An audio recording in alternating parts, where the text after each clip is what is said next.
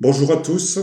Il nous est venu l'idée, alors Denis Desclos en haut à gauche, Christophe Machineau en bas à gauche et Jean-Étienne Lenné en bas à droite, moi-même Pascal Trichet en haut à droite, de faire un point marché ensemble. Nous sommes tous les quatre membres de la FAT. Alors le président ne veut pas qu'on réfère au fait que nous faisons partie du bureau directeur, mais nous faisons partie de la FAT comme étant l'Association française des analystes techniques. On a à peu près tous le même nombre d'expériences en bourse et en analyse technique, et on a trouvé intéressant de partager, comme on le fait depuis longtemps entre nous, notre expérience de l'analyse des marchés financiers semaine par semaine. On verra si c'est une démarche qui est pérenne. Donc je propose, il n'y a pas de diaporama, j'ai proposé à l'équipe qu'on parle des indices d'abord, ensuite qu'on parle potentiellement des matières premières comme étant l'or, l'argent et le pétrole, peut-être quelques idées actions si on en a, c'est pas sûr qu'on en ait énormément, et puis ensuite peut-être un tout petit mot sur le Forex. Voilà, donc je sais que je vais donner la parole à Jean-Étienne en premier qui va partager son écran parce que la semaine dernière, même la semaine d'avant, il nous avait averti tous les quatre d'un élément relativement intéressant sur le Russell 2000. Voilà, je lui laisse la parole. Oui, tout d'abord, bonjour chers amis et bonjour à ceux qui vont regarder ce partage de points hebdomadaires. Donc en effet, le Russell 2000 est assez intéressant puisque, il faut le rappeler, ce sont les 2000 petites et moyennes capitalisations à l'intérieur d'un autre indice moins connu, le Russell 3000, où là vous prenez les 3000 plus grandes sociétés boursières américaines. Et alors, ce que l'on constate sur ce Russell 2000, qui est moins impacté, un peu quand même par les rachats de titres, mais moins impacté que les plus grosses sociétés américaines dont les cours montent, on va dire, de façon artificielle, ce que l'on constate quand même, c'est tout au long de l'année 2021, un énorme marché latéral. Là, on a vraiment une magnifique tendance latérale, avec tout un ensemble de points bas qui forment une énorme zone de support. Et comme par hasard, on constate qu'actuellement, le marché nous fait un overlap ou, autre terme couramment employé, une inversion de polarité, c'est-à-dire qu'il a cassé, si je zoome un peu, ce marché a cassé, là je suis en données quotidiennes, dans la chute de début de cette année, le marché a cassé cette zone de support et là, il est en train de la travailler comme une zone de résistance. Alors, ce phénomène, ce que je remarque, c'est qu'il n'est pas lié uniquement au marché américain. J'aime bien regarder d'autres indices européens qui sont en train de faire la même chose. Et on constate que la remontée que l'on voit depuis quelques jours, et pas uniquement d'ailleurs sur cet indice, je le répète, eh bien, on a exactement le même phénomène et sur des indices européens, l'Eurostoxx 50 notamment. Donc, ça m'amène à penser que là, on est exactement sur la zone où on peut, là je vois en zoomant, on le voit bien, hein, on est en train de travailler dans cette zone-là. C'est typiquement la zone pour quelqu'un qui veut prendre des positions, pour prendre des positions, puisque le risque sera limité. Et en revanche, bon, bah, si on mise la hausse, il est évident que le prochain seuil, ça va être le dernier moment de force des baissiers par ici. On le voit nettement, hein, la tendance baissière, elle a commencé là-haut. Et puis là, on voit qu'on a eu de nouveau un petit sommet plus bas. Donc, si on casse cette zone de support, autrefois résistance maintenant, eh ben, on va aller chercher cette zone. En revanche, si on baisse, on a un bon potentiel de baisse puisqu'il faudra aller rejoindre, encore une fois, les points où on s'est arrêté depuis quelques jours. Et si on casse, alors là, c'est la poursuite du grand mouvement baissier. Donc, je trouve ça assez intéressant de constater que l'inversion de polarité fonctionne. Et on l'a de la même chose sur l'Eurostoxx 50 en Europe. Alors, on a moins la phase de distribution tout au long de 2021, mais en revanche, on a aussi une superbe inversion de polarité qui se fait. Et quand on voit deux phénomènes de même nature qui se produisent comme ça sur des marchés, on va dire c'est toujours des actions, mais ce sont des zones géographiques extrêmement différentes, bien là encore, on voit qu'on a eu la grosse bougie baissière. Je suis toujours en daily. On a eu cette énorme bougie baissière qui a fait, en bougie japonaise, un petit avalement baissier. Voilà, et très nettement, on s'est arrêté là. Alors, pourquoi est-ce qu'on s'est arrêté sur ce niveau et pas sur celui-là? Bon, bah là, après, c'est la dynamique de chaque marché, où ce ne sont pas tout à fait les mêmes gérants qui opèrent sur les uns, sur les autres. Il y a tout un tas de Alors, spécificités. Jean-Étienne, est-ce que le retour de la baisse est probable? Alors, je dis que, alors déjà, on a un énorme double sommet qui, lui, a parfaitement fonctionné. Et on sait bien que quand un double sommet fonctionne, bon, le marché va à son objectif, mais après, il peut très bien poursuivre beaucoup plus loin, d'une part. D'autre part, ça, c'est le début d'une baisse. Et donc, si je remonte sur beaucoup plus loin, ça, c'est mes analyses personnelles. En fait, on est dans un mouvement de baisse. Là, je suis en semaine. Et l'objectif, c'est en fait dans la grande hausse depuis le retournement du point clé du La confinement fin du en Covid. 2009, on a en fait un seuil à 3000. Donc là, le marché, s'il confirme son inversion de polarité, l'objectif, c'est 3000. C'est C'est clair qu'on l'avantage ne va d'être pas très clair. s'arrêter au milieu. C'est Donc, l'avantage bon, je dirais que l'ambiance n'est quand même pas à la fête. Beaucoup de gérants ont besoin on va dire, de placer leur liquidité, on le sait, mais devant eux, c'est un brouillard épais et les marchés n'aiment pas le brouillard épais. Donc, tant qu'on n'a pas franchi nettement cette zone d'inversion de polarité, tant aux États-Unis qu'en Europe, on peut dire que là, c'est le moment d'intervenir. On est sur des zones où c'est le moment en termes de money management, de risque contrôlé et de possibilité de déplacement des cours. C'est le moment, si on est un peu frileux, d'acheter des puts très loin de la monnaie, donc des puts prix d'exercice très très bas, et les plus bas qu'on peut pour pouvoir prendre des puts ayant une échéance la plus loin possible sans que ça coûte trop cher, d'une part. Et si on a, on va dire, si on est un peu plus capitalisé et en confiance en matière de ces opérations passées, on peut tenter un short. C'est le moment. Ça ne sera pas si le marché commence à chuter. Oh, tu as voulu dire short avec stop court dans ta théorie du money management à Tu faible mets un risque. stop C'est ça que court, tu as voulu stop dire. court si le marché est invalidé D'accord, complètement. Voilà. d'accord, d'accord. Et on a la même chose sur le CAC aussi. On a pareil, on a une magnifique inversion de polarité qui est magnifique. Et il y a un indice japonais, si on le met, le Nikkei. Alors peut-être qu'on va laisser la main à ce moment-là. Denis, D'accord, j'ai vu très bien, qu'on très n'a bien. plus Si sa Denis peut caméra. Je ne commenter ce sais que pas j'ai s'il est dit, avec nous. On va je suis vérifier. content d'avoir une critique. Voilà, j'arrête le On va partage. voir si Denis est encore avec nous. Sinon, Christophe, peut-être, si tu es prêt à Oui. monter un graphique Ishimoku. Nous, Oui. alors Denis est revenu avec nous. Denis, on était en train de parler des marchés asiatiques. Est-ce que tu as 2, 3 mots à nous dire là-dessus? Alors, les marchés asiatiques, ils ont une évolution divergente parce qu'il y a eu un rebond très très important sur le Nikkei. Et en revanche, on a eu des baisses quand même assez violentes sur l'indice hongkongais et sur l'équivalent du Nasdaq à Hong Kong, qui est le Hong Kong Tech. Tu peux partager ton écran? Pardon? Tu peux partager ton écran? Ouais. C'est surtout sur le... Alors... Il n'est pas dans le bon sens, voilà. Alors, en complément de ce que disait Jean-Étienne, hein, le rebond globalement sur les indices, il s'est fait sur les SSB hebdomadaires, hein, on le voit bien sur les indices européens, et sur les indices américains, il s'est fait sur le nuage hebdomadaire. Donc, le rebond, il n'est quand même pas complètement injustifié. On ne va pas traverser directement comme ça un nuage qui est quand même relativement épais. Je vais parler sous le contrôle de Christophe qui nous en dira peut-être un mot. Alors, je vous donne un exemple sur l'AEX. Voilà, par exemple, l'AEX, on s'est arrêté juste, on a clôturé un petit peu au-dessus et après, on a rebondi donc sur ces SSB hebdomadaires. Sur l'indice japonais, on a eu donc une reprise très très très forte. On a reclôturé dans le nuage. Donc on verra la clôture de ce soir. Hein. Parce que là, on aurait dépassé la ligne de polarité.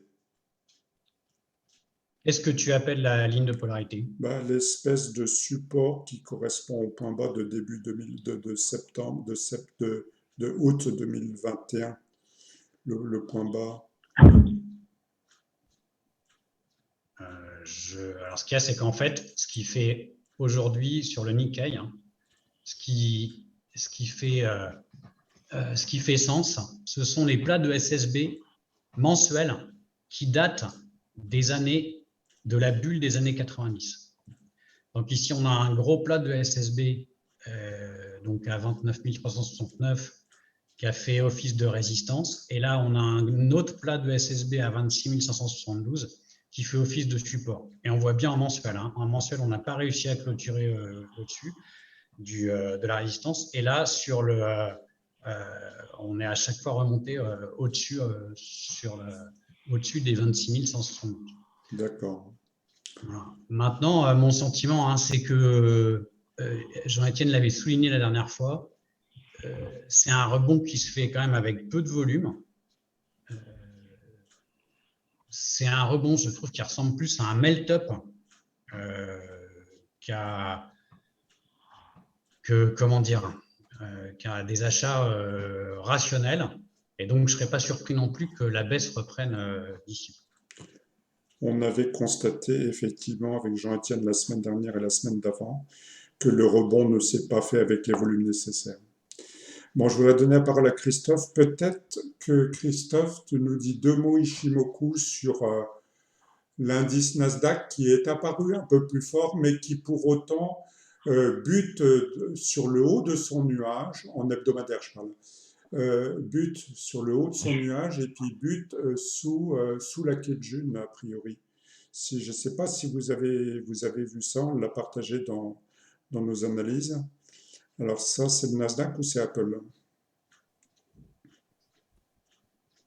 Apple, ça. Christophe, pourras-tu préciser si tu regardes le Nasdaq 100, on t'entend pas, Christophe. Nasdaq Composite, s'il te plaît.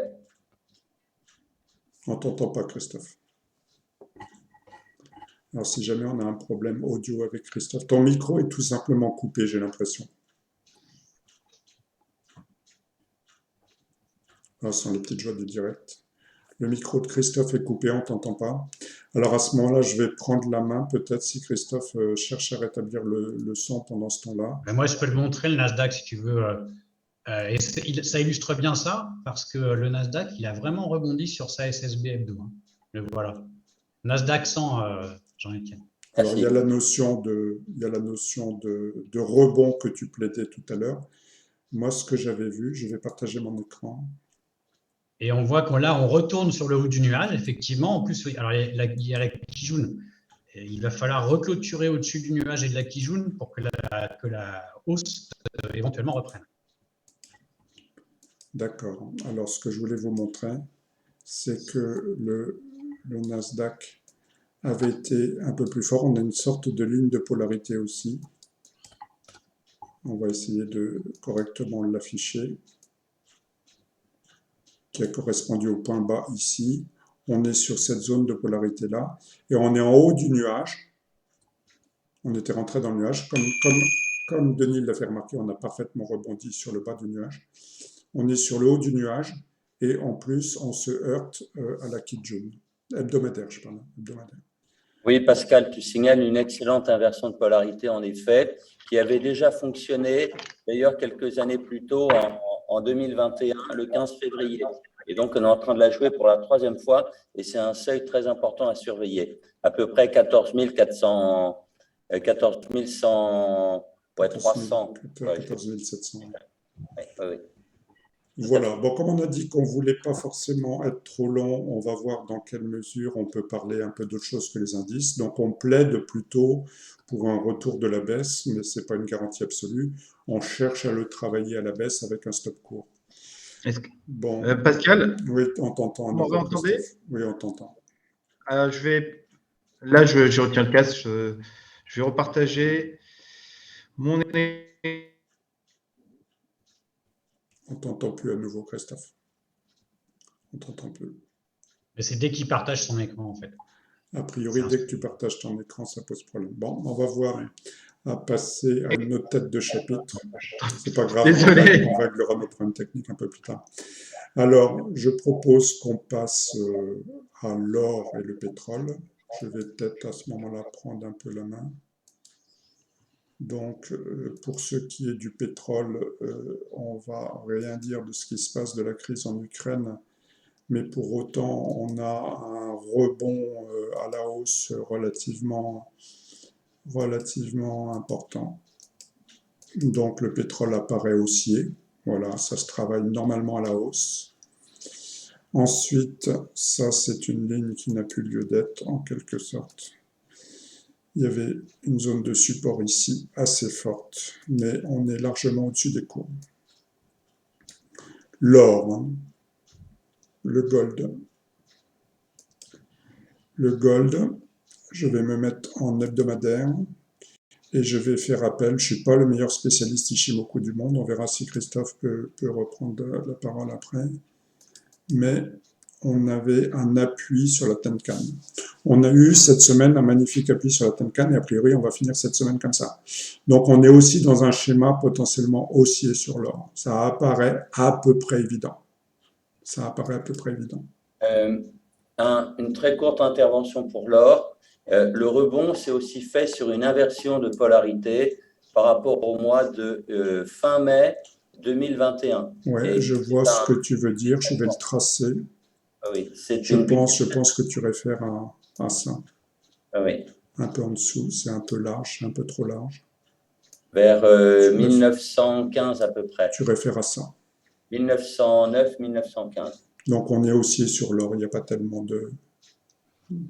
Le silver est sur le point un petit peu de dépasser ces éléments Ishimoku hebdomadaires. C'est pas encore fait. Ça devrait le faire assez facilement. Mais c'est un peu moins puissant que l'or a priori. Encore qu'il faudrait comparer la force relative de l'or et de l'argent par rapport à autre chose pour voir si on a plus intérêt à être sur le silver que sur le gold. Mais pour l'instant, on a quand même quelque chose de relativement haussier sur le gold. C'est assez net, hein, franchement. Bon, ça fait longtemps qu'on dit entre nous. Pardon, qui parle? Christophe. Ouais. Pascal, il y a une petite remarque, puisque c'est la première fois depuis plusieurs semaines qu'on voit pendant l'or et le Bitcoin qui montent en même temps. Généralement, quand le Bitcoin allait bien, l'or allait mal et inversement. Notamment, on a vu que au début de la crise de l'Ukraine, le Bitcoin a continué de corriger alors que l'or a connu sa première envolée. Là, depuis quelques jours, enfin depuis une semaine, on voit que l'or est en train de repartir et le Bitcoin, lui, a quand même bien fortement rebondi depuis 2 semaines. Donc, ce qu'il faut comprendre, c'est que normalement, ça peut durer un petit peu, cette recorrélation, mais je ne pense pas que ça soit durable. Donc, ça veut dire que forcément, soit l'or va marquer un stop et le Bitcoin va continuer de monter, ou inversement. Mais je ne vois pas les deux continuer de monter pendant plusieurs semaines. Parce que ça c'est quasiment jamais arrivé, à part quelques périodes assez courtes depuis ces 2-3 dernières années. Donc, à garder en tête.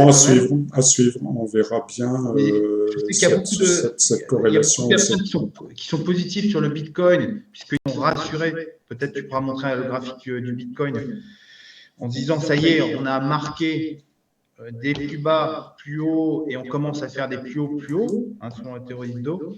Mais c'est quand même, normalement, si vraiment on pense que le Bitcoin construit sa hausse, on voit mal l'or continuer de monter et de faire des nouveaux plus historiques à court terme, en tout cas.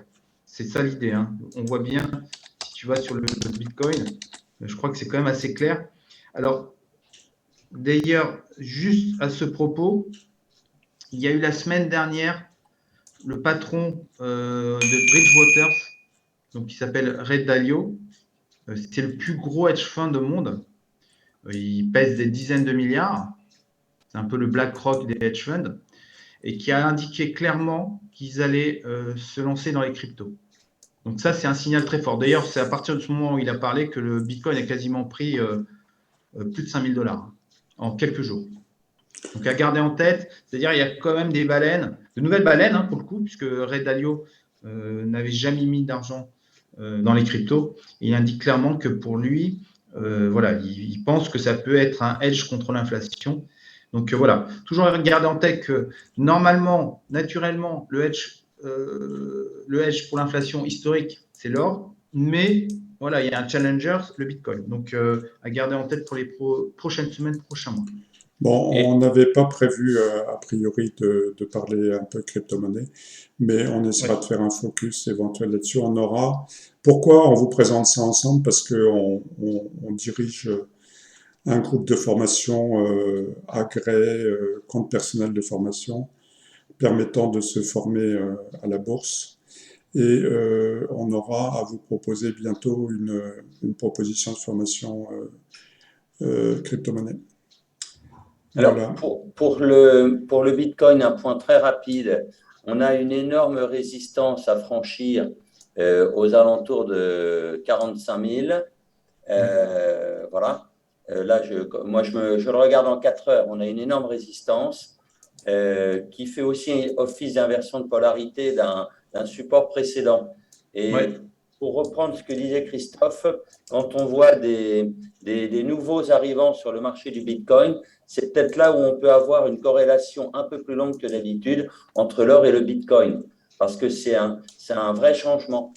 Le fait qu'il y ait des nouveaux arrivants ne va pas enlever la capacité à l'or d'être un refuge. Ça va faire un deuxième refuge d'une certaine façon. Donc, je pense qu'il faut s'attendre à une modification structurelle de la façon d'évoluer de l'or et du Bitcoin. Ça, c'est un Bon, point très, très bon, on important. va essayer de continuer à étudier ça ensemble, de vous apporter des éléments complémentaires d'information et d'analyse. Alors, le complément, Pascal, si tu permets, c'est que sur l'euro-dollar, on est nettement baissier. Ça, c'est peut-être un peu entre guillemets, la surprise de Bon, voir c'est le la Bitcoin transition monter. rêvée. C'est la Voilà, transition rêvée. On avait dit qu'on parlerait un tout petit peu Forex. L'euro-dollar, on est relativement baissier. On avait vu ça entre nous ces dernières semaines. Qu'est-ce que tu voulais dire de plus, Jean-Étienne? Eh bien, sur l'euro-dollar, c'est pareil.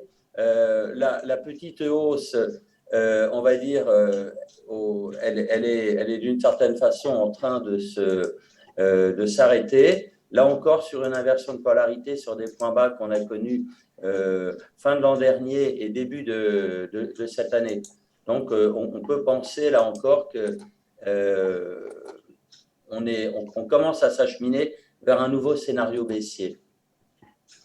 Alors, est-ce que si je trace ça, ça réfère à la ligne de polarité dont tu parlais?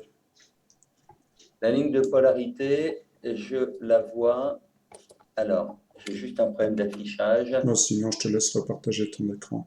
Non, oui, non, elle est aux alentours de 1, 11, Oui, 17. c'est celle que je viens de tracer. Vous Voilà, voyez c'est mon ça. écran à l'heure actuelle, hein? C'est ça. Vous voyez bien mon écran, hein? Oui. Donc, elle est très D'accord. belle et on voit le marché qui se traîne un peu plus bas et qui n'arrive pas à réattaquer cette ligne-là. On avait cette énorme résistance dont on a parlé ensemble qui coiffait les cours depuis un certain temps et on est a priori clairement passé en dessous. Voilà. On a un euro relativement faible dans cette affaire.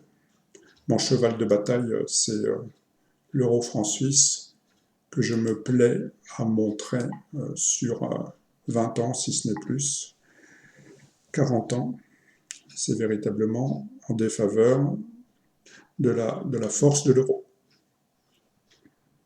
Est-ce que vous avez remarqué d'autres choses sur le Forex? Alors, le franc suisse est très fort aussi puisque l'USD CHF, donc le dollar évalué en franc suisse, part à la baisse. Donc, ça veut dire que le franc suisse est plus fort que l'euro, d'une part, et plus fort que le dollar US. Oui. Il y a une très, très belle tendance baissière sur l'USD CHF. Donc, ça veut dire hausse du CHF par rapport au dollar. Tu veux nous Là, montrer? Tu veux nous montrer?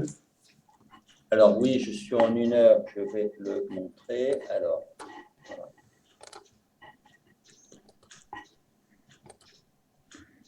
voilà. Est-ce que vous voyez bien mon écran? Oui. Donc là, je suis sur l'USD CHF. On a une très, très belle construction de tendance baissière. Je suis en 1 heure. 1 heure ou 4 heures, ça donne un peu la même chose. On a quand même un potentiel de baisse, à la fois pour un trading assez court terme et un trading un peu plus moyen terme. On a un potentiel de baisse qui est tout à fait sympathique, de retourner sur les niveaux de 0,91, 50, 60. Là, on est dans un petit marché latéral. Donc, pour ceux qui s'intéressent à du trading très court terme, la sortie de ce tout petit latéral, ça va être typiquement un point d'entrée pour un trader en intraday, bien sûr. Hein, donc, il faudrait qu'on casse légèrement vers le bas. Mais là, on voit très, très bien une construction très, j'allais dire presque calme. C'est l'avantage du Forex actuellement, c'est ce que je disais entre nous la semaine dernière. Lorsque le marché des actions prend une volatilité, on va dire, qui peut déranger certains compte tenu des moyens financiers qu'on a, souvent sur le Forex, c'est beaucoup plus calme. Entre guillemets, dans mon jargon, j'appelle ça des marchés visqueux. C'est pas comme typiquement les futures matières premières, genre blé ou gaz naturel, où on risque de se faire emporter par des mèches complètement affolantes. Voilà, c'était la principale réflexion sur Voilà. CHF. Il y a une autre classe d'actifs qu'on n'avait pas préparée, mais sur lequel on peut dire deux mots, c'est les taux d'intérêt. À la FAT, on avait annoncé dès le mois de septembre 2020 la problématique des taux d'intérêt qui, selon nous, allait monter. Ça, c'est l'inverse des taux d'intérêt, c'est le T-Notes américain. Donc, on a eu, par rapport à 2021, on avait plaidé ça à la FAT en 2020. On était dans cette zone-là. On a eu une magnifique, alors donc c'est la perspective de la Banque centrale américaine d'augmenter les taux d'intérêt, puis l'Europe aussi. Et donc on a un magnifique trade à la baisse que vous auriez pu faire si vous aviez été nos clients à ce moment-là, quand on l'a présenté à la FAT et quand on l'a conseillé dans nos conseils de trading. Voilà, donc hausse des taux d'intérêt, c'est une valeur à peu près fiable à trader ces temps-ci. Alors, ces analyses ne représentent pas des conseils d'investissement, c'est le disclaimer qu'on se doit de proposer à chaque fois, encore que personnellement, étant conseiller en investissement financier, je n'ai pas peur de parler qu'une analyse peut se transformer en une probabilité d'évolution. Alors, est-ce que chacun d'entre nous, avant qu'on termine, a quelques petites idées sur le monde des actions ? Moi, j'avais donné dans notre fichier commun de partage d'analyse, j'avais donné Coinbase. Coinbase, j'ai pas un gros argumentaire. Hein. J'ai pas un gros argumentaire technique. C'est même plutôt alors pas Coinhouse, Coinbase. Ça, c'est des données qu'on va mettre en hebdomadaire. Voilà, on a eu un avalement haussier qui m'a intéressé. Ah ben ça me permet de. Je fais pas exprès de montrer ma position, c'est pas grave. On a ici la possibilité pour Coinbase. J'avais suivi une analyse fondamentale sur BFM. Comme quoi le cocktail qui consiste à faire une analyse fondamentale sur une valeur et à s'agrémenter d'un point d'entrée en analyse technique est intéressante. Je ne sais pas si quelqu'un a d'autres idées pour donner quelques autres idées d'action. Denis, tu n'as pas trop parlé. Christophe aussi, peut-être, si tu avais quelques idées. Je t'ai vu parler de Galapagos, Christophe, oui, ces temps-ci sur les réseaux sociaux. Alors, vous pouvez nous suivre sur les réseaux sociaux. Donc, Galapagos, c'était une belle affaire. On l'a donné en conseil au mois de décembre, Galapagos. Pascal, peut-être tu peux. Je ne vais pas partager l'écran parce que là, j'ai ce petit souci technique. Est-ce que tu peux nous montrer le graphique de Galapagos en journalier en Ishimoku, c'est possible? Alors, je vais devoir pouvoir faire ça. Ouais. Galapagos en journalier, c'est ça? Ouais.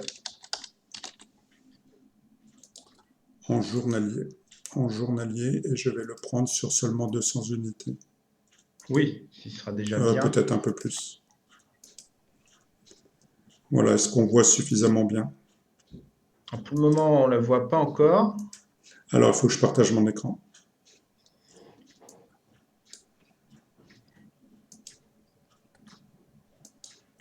Alors, ce qui est intéressant, est-ce qu'on le voit là? On le voit?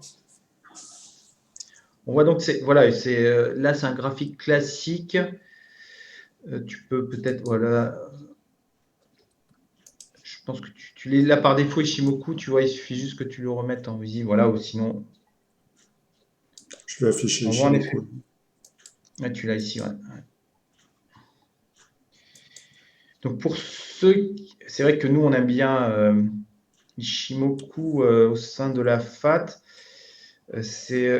Là, typiquement, ce qui nous intéresse ici, c'est qu'on voit que, alors pour faire simple, vous savez, quand on passe au-dessus d'un nuage et qu'on y est resté longtemps en dessous, c'est qu'on essaye de changer de tendance. Donc, on voit bien que Galapagos, qui pendant des mois, voire même des années, si on prolongeait un petit peu sur 2 ans, a eu une tendance baissière quand même relativement forte, puisque là sur le graphique que tu donnes, on était quand même autour de 200 € il n'y a pas si longtemps que ça, en 2020, et on est descendu jusqu'à 40 €. Alors habituellement, ce n'est pas forcément le type de valeur qu'on va mettre en avant, puisqu'on est plutôt dans on préfère des valeurs qui sont dans une logique de tendance haussière, on préfère faire du trend following. Néanmoins, quand vous avez donc une valeur qui a eu, on va dire, une traversée du désert aussi longue et qu'elle commence à avoir une vraie impulsion haussière qui se met en place, comme on peut le voir ces dernières semaines, ça nous interpelle. Pour la petite histoire, Galapagos a recruté un nouveau patron, a priori une pointure, il y a de cela quelques semaines, et le titre avait déjà commencé à monter avant, bien entendu, qu'on ait la news officielle du dirigeant. C'est logique. L'information, vous savez, les insiders, ceux qui savent, ceux qui font partie de l'entreprise, en soi, quand ils savent qu'ils vont avoir un nouveau patron, ils ont le droit d'acheter des actions. Ce n'est pas en soi répréhensible. Au contraire, ils considèrent que voilà, il y a une dynamique nouvelle qui se met en place, et donc ça semble se confirmer. Alors, pour les plus prudents, on fera simplement de la théorie de dos. On attendra de dépasser les plus hauts, voilà, ici autour de 61, 62 €. Ça peut être aussi bien d'ici une semaine que d'ici 6 mois. Donc, il va falloir être patient. Mais dans ce cas de figure, normalement, en termes de probabilité, on est plutôt bien positionné pour avoir un trade très intéressant sur le long terme. Donc, à suivre, on en rediscutera les prochaines fois. Voilà, conformément à ce qu'il vient de dire, si vous envisagez de trader ou d'investir sur cette valeur, faites-le dans le pur respect de votre money management et de votre gestion du risque. Et si vous ne savez pas gérer ça, faites appel à nous. Denis, est-ce que tu as une idée, action à nous soumettre? Non, sur les actions, non, parce que je ne les suis pas beaucoup. Bon, eh bien, c'est pas grave. Jean-Étienne, peut-être, je sais que tu n'es pas trop trader action, donc plutôt pas non plus. Non, c'est-à-dire qu'il y a des idées, mais le problème, c'est qu'elles sont en train de se réaliser, j'allais dire, sous nos yeux. Si vous regardez, par exemple, il y a 2 valeurs comme Michelin et Bouygues qui font actuellement des doubles sommets, enfin, qui ont cassé la ligne de coup de double sommet. Donc, j'allais dire, ça peut être ce soir, lundi ou mardi, qu'ils vont atteindre leur target. Je les regarde en données horaires. Vous regardez Michelin et Bouygues en données horaires, magnifique petit double sommet, mais l'objectif, on l'atteint, je vous dis, tout à l'heure à 16h ou lundi ou mardi. Mais voilà. Alors, on va regarder, puis ça sera le mot de la fin. On va prendre par exemple Michelin. Des trades assez impressionnants on va dire, de clarté. En 1 heure. Probabilité, hein. Tu te mets en 1 heure sur Michelin. Voilà, alors évidemment, l'Ishimoku masque un peu, il faudrait que tu zoomes, s'il te plaît. En fait, voilà un exemple de double top en cours de formation, je veux dire. Double top, on est à 2 doigts de casser sa ligne de coup. Et d'autre part, on arriverait même au niveau Kumo. Je ne suis pas spécialiste comme notre Christophe sur le Kumo, mais on arriverait à un niveau intéressant du Kumo, qu'on voit un petit peu en dessous de 115. Et sur Bouygues, c'est la même chose. Il est entamé sur Bouygues. Carrément, là, il a démarré sur Bouygues. Oui. Voilà. Oui, très bien, bonne idée de trade. Voilà, il a démarré. Donc, on voit qu'il y a en permanence des trades à faire, avec évidemment, comme tu le rappelais, bien évidemment, que l'analyse technique n'élabore pas de prévision, mais construit des scénarios probables. C'est tout. Alors, par rapport à la définition du double top, c'est un point haut, un point bas, un point haut, un nouveau point bas, une ligne de coup franchie. Qu'est-ce qu'on peut voir comme ineptie sur les réseaux sociaux? D'entendre parler de ce point haut et de ce point haut comme étant un double top, c'est une ineptie. Vous regarderez sur mon blog internet, c'est une lettre ouverte à ceux qui disent ces inepties-là. Il faut attendre que la ligne de coup soit franchie à la baisse, bien entendu. Comme vient de nous le montrer Jean-Étienne, sur Bouygues, c'est le cas. La ligne de coup, si je la dessine, là, elle est franchie. Et elle a cassé un plat de nuages, donc en plus, tout ça, c'est assez favorable. Voilà, ben je propose qu'on en reste là. Je vous remercie tout à chacun de vous quatre pour votre participation. On va voir si on renouvelle cette expérience, pas sûr. On verra bien. On vous redit plein de bonnes choses pour la suite. Respectez votre money management et votre gestion du risque surtout. Voilà, à bientôt. Merci Jean-Étienne, merci Christophe, merci Denis. Au revoir. À bientôt.